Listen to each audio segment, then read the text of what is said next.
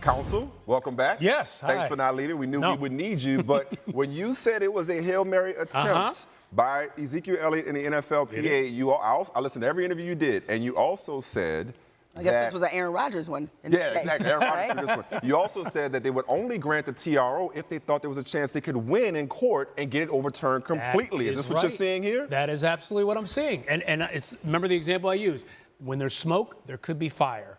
And what they're looking at here, typically, when you grant this, there's a couple of things you have to meet. One of them is a likelihood of success on the overall claim. Another one is irreparable harm. So a judge could have looked at this and said, hey, he could face some sort of irreparable harm financially, reputation-wise, whatever it may be. Not only that, he thinks that there's in some way a case here. And at the very least, this judge is saying, I need to take a closer look at this. Now, let me just say this about winning this TRO. It's a big win for Elliott, but it's only part of the picture. This is going to buy him a week, maybe 2 weeks on the field, could even be more if he extends the period. What he's really looking for is a preliminary injunction, because there's likely going to be another hearing that's going to be a little bit broader, a little more evidence offered, and the idea is if you grant that preliminary injunction, that then keeps him on the field until the overall case is heard. We're just told that he did get the preliminary injunction. Okay. That's what we're being told. Right. Well, then that's a great thing for him, because that's the big win he wanted.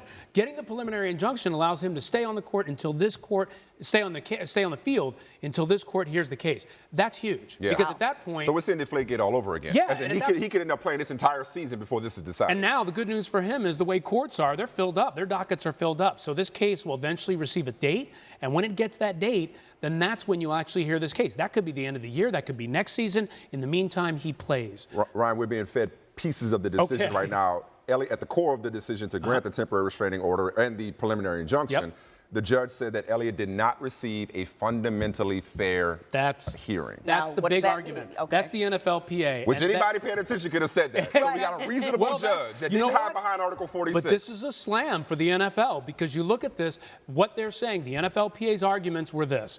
Kia Roberts, the woman who did the interviews of the accuser here, Tiffany Thompson, did all the interviews of her, but wasn't allowed, according to the NFLPA, to communicate directly to Roger Goodell. Now, the NFL says she didn't have to communicate directly. She communicated it to her superior, to which the judge says? The judge says, well, could say in this case that that person didn't have all the information. They didn't do the interviews. You should have had the main person talking to Goodell at that point. Not only that, Elliott didn't get a chance to confront Tiffany Thompson in his hearing. Or get the notes. Right. That's right. And that's a big thing. And that was a problem in Brady, by the way. They complained that they couldn't get the notes of Jeff Pash, who was a part of that investigation, and that ended up backfiring on them in district court. So I think in this case, the judge looked at it and said, look, this is a real case. That's the bottom line here. This is a real case. That is not what the NFL wanted in this case. Now, they got a couple of moves, too. They could try to appeal. They could try to put him on the exempt list, which means you pay him, not play him. I don't know what their ability to do that is, because they've got some restrictions there, it appears. Or they can continue to try to force this to be heard in New York. More favorable home field advantage. Because they got the Brady precedent there, right? They won the Brady precedent there. But right now, big win for Elliott, because he's staying on the field. Well, I was going to ask you, since we were talking about Deflategate, now there was a point in that case where it looked as if the NFL was defeated, that they had finally met their match. Seems to be some shade or semblance of that in this particular case.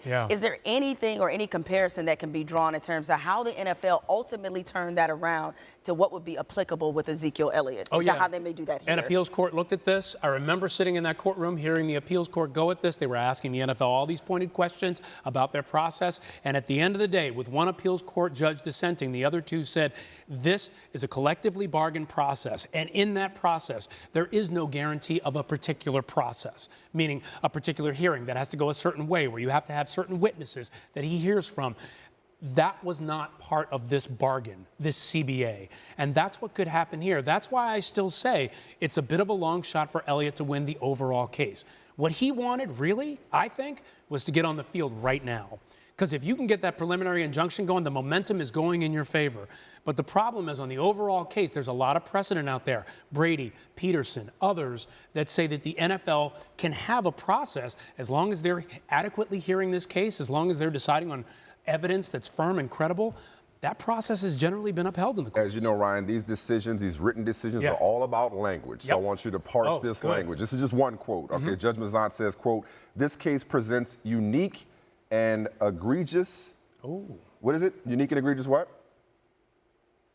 circumstances, unique and egregious circumstances necessitating court intervention. Okay, that's big. So what this is Did I get that right? Did I get that language right, Jeremy?